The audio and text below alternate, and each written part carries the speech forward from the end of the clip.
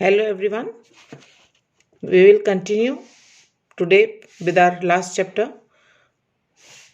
वस्त्रों की धुलाई के लिए प्रयोग में लाई जाने वाली सामग्री।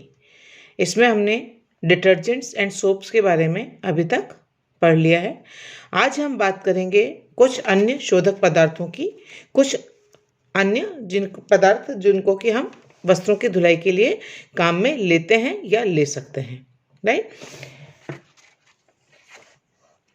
तो वस्त्रों की धुलाई के लिए जिन पदार्थों का हम उपयोग करते हैं, तो आप बाजार में देखेंगे तो बहुत से साबुन और डिटर्जेंट के अतिरिक्त और भी कई प्रकार के शोधक पदार्थ उपलब्ध हैं, लेकिन हमें उनकी जानकारी होना आवश्यक है। अन्य शोधक पदार्थ जो हैं उनसे हम वस्त्रों को स्वच्छ, आकर्षक और सुंदर बना सकते हैं, और इन वस्तुओं की सहायता से वस्त्र कम समय में लेकिन कुछ परिश्रम के साथ प्रयोग में लेने पर अधिक स्वच्छ हो जाते हैं। ठीक है, इसमें सबसे पहला जो पदार्थ है वो है रीठा। तो आपने सुना होगा आंवला, शिकाकाई, रीठा, जिसका प्रयोग आप बालों को धोने के लिए करते हैं। तो आपको ये भी जानकारी होनी चाहिए कि इस रीठे का प्रयोग हम वस्त्रों की धुलाई के लिए भी कर सकते हैं। रीठा जो है वो एक वृक्ष का फल होता है, और इसका फल जो है उसको हम विभिन्न प्रक्रियाओं से गुजार कर हम उसको शोधक पदार्थों में तब्दील कर देते हैं। रीठे को सबसे पहले तोड़कर छिलकों को गुठली से अलग कर लिया जाता है। जो छिलके हैं उनको रात भर पानी में भिगोकर फुला लेते हैं, और यदि आवश्यकता हो या हमको जल्दी हो तो उसको हम उबलते हुए पानी में डाल सकते हैं। छिलकों को इसके बाद में हाथ से मसला जाता है, जिससे उसमें झाग उत्पन्न होते हैं, और इसी झाग वाले जल को छिलकों से अलग छानकर धुलाई के लिए हमको प्रयोग करना चाहिए। ठीक है, यानी सबसे पहले हम उनको तोड़ेंगे, फल को, रीठे के फल को, और उससे हम गुठली को अलग कर लेंगे।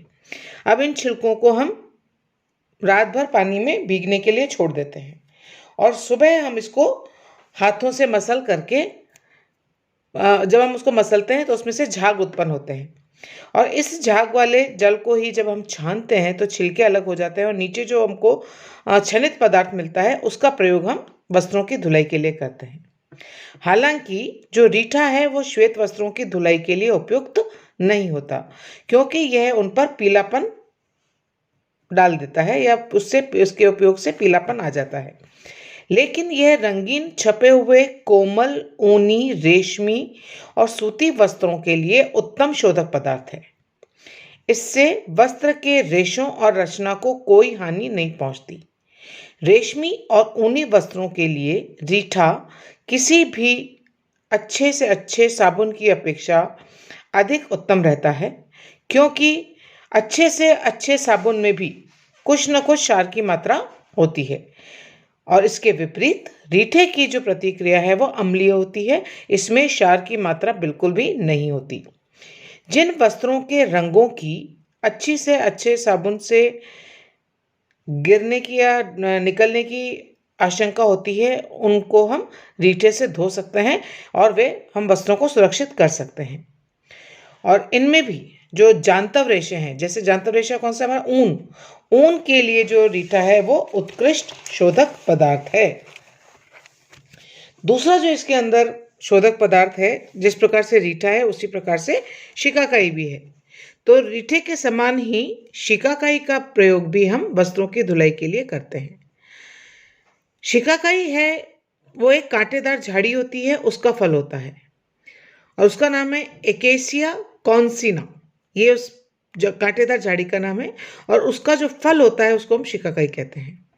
इसमें भी रीठे के समान ही गुण पाए जाते हैं, और वस्त्रों से सटी चिकनाई भरी अशुद्धि की सफाई इसके द्वारा आसानी से की जा सकती है।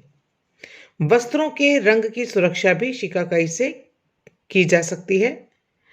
सिल्क के जैसी चमक और चिकनाहट को संरक्षित रखने के लिए शिकाकाई का उपयोग बेस्ट है। इससे वस्त्रों में ताजगी आती है और नवीनता बनी रहती है, और इसके लिए हम शिकाकाई का पाउडर बनाकर गर्म पानी में खौला सकते हैं और उसको ठंडा होने पर जो उससे झाग उत्पन्न होते हैं उसी से हम वस्त्रों की धुलाई कर पाते हैं। रंगीन वस्त्रों की धुलाई का यह उत्तम साधन है। हालांकि हम ये सब जानते हैं कि शिकाकाई और रीठा दोनों ही का प्रयोग हम बालों की सफाई के लिए ज़्यादा करते हैं बनिस्पत की वस्त्रों के धुलाई के लिए। और इसका सीधा सा कारण एक ये है कि इसमें हमको इतनी प्रक्रियाओं से गुजरना पड़ता है, उसको उबालो, छीलो, छानो, तो वो सब प्रक्रियाएं हमारी जो हमको रेडीमेड साबुन हमको मार्केट में उपलब्ध है या डिटर्जेंट उपलब्ध है, जब हमको वही सफाई उससे मिल जाती है, साबुन और डिटर्जेंट से मिल जाती है, तो हम इन प्रक्रियाओं से गुजरकर रीठे और शिकाकाई का प्रयोग करने में विश्वास नहीं रखते या हम उसको उपयोग में नहीं लेते। ठीक है, नेक्स्ट है ब्रेन सोल्यूशन। ब्रेन सोल्यूशन जो होता है ये होता है आपका गेहूं के जो छिलके होते हैं, जो गेहूं का चोकर होता है, उसका सोल्यूशन जो बनता है, या हम उसको कह सकते हैं कि एक्सट्रैक्ट ऑफ व्हीट ब्रेन। तो गेहूं या अन्य अनाजों के सत्व से भी वस्त्रों को साफ किया जाता है। अनाजों और चोकर में स्टार्च, ग्लूटेन और लवण होते हैं और इनमें भी क्षार की मात्रा या एल्कली की मात्रा बिल्कुल नहीं होती। साथ ही इनमें स्वच्छक गुण पाए जाते हैं, क्लीनिंग प्रॉपर्टीज पाई जाती है। अतः चोकर के सत्व से ऐसे वस्त्रों की धुलाई की जाती है जिनका रंग कच्चा हो या जिनसे रंग निकलता हो। चोकर का सत्व तैयार करने के लिए गेहूं के चोकर के एक भाग में 4 भाग पानी मिलाकर उबाला जाता है, जिससे एक गाढ़ा कोलाइडल घोल बनता है। और कुछ घंटों के बाद चोकर के ऊपर का पानी हम छान कर अलग कर लेते हैं और इसे मलमल के कपड़े से छान कर शेष बचे चोकर को स्वच्छ घोल से पृथक कर लेते हैं और इसी स्वच्छ घोल में वस्त्र को डालकर हल्के हाथों से गूंथने और निचोड़ने, नीडिंग एंड स्क्वीजिंग, दबाना और छोड़ना की विधि से वस्त्र को धोया जाता है। चोकर के सत्व की स्वच्छक क्षमता को बढ़ाने के लिए इसमें साबुन के छिलके भी डाले जा सकते हैं। जो हमने सोप फ्लेक्स की बात करी थी वो हम यहाँ पर उपयोग कर सकते हैं इस गेहूं के चोकर के सत्व के साथ में। अनाज और चोकर के सत्व रंगीन, ऊनी और रेशमी वस्त्रों की धुलाई के लिए उत्तम होते हैं। जिन रेशों को क्षार से हानि पहुंचती है उनकी धुलाई के लिए इस गेहूं के चोकर के सत्व का प्रयोग करना उत्तम रहता है। ठीक है, नेक्स्ट है ग्लू वॉश, जिसको हम सरेस भी बोलते हैं। तो ग्लू वॉश क्या होती है? ग्लू वॉश में सरेस को या ग्लू वॉश को पानी में फुलाकर रात भर के लिए छोड़ दिया जाता है और इस बर्तन को खौलते पानी के पात्र में रखा जाता है जिससे कि इसमें उपस्थित जो सरेस है वो गल जाए और इसमें अधिक पानी मिलाकर वस्त्र को धोया जाता है। कुछ वस्त्र जैसे गैबर्डीन, सर्ज, कंबल आदि धोने के लिए यह उत्तम रहता है। इस घोल को पतले महीन मलमल के कपड़े से पहले छानकर और फिर छने हुए घोल में वस्त्रों को डुबोकर धोया जाता है और जितने भी मोटे या भारी वस्त्र हैं उनको हम इसमें आराम से धो सकते हैं। नेक्स्ट जो आपका क्लेंजिंग पदार्थ है या मटेरियल है वो है आपका अमोनियम क्लोराइड। तो अमोनियम क्लोराइड को हम नौसादर भी कहते हैं।